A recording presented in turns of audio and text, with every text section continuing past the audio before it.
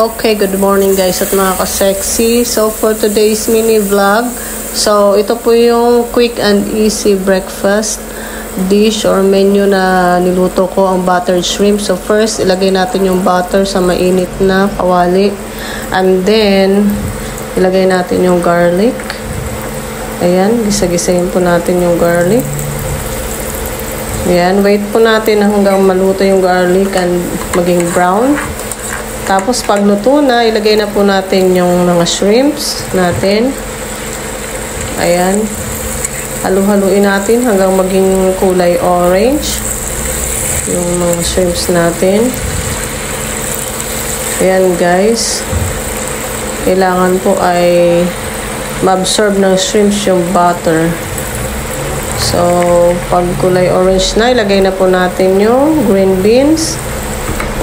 Ayan.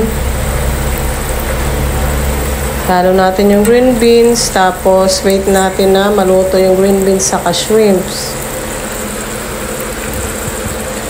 Ayan po guys, lutuin natin ng maigi. Tapos, ayan, ilubog natin sa butter. And then, lagyan natin ng magic sarap, ang dagdag lasa. Ayan guys. Budburan natin ng magic sarap. At saka lagyan din natin or budburan din natin ng black ground pepper. Pampalasa din po yan. So, ayan po para masyadong maganda. And then wait hanggang maluto and it's done. Guys, let's eat.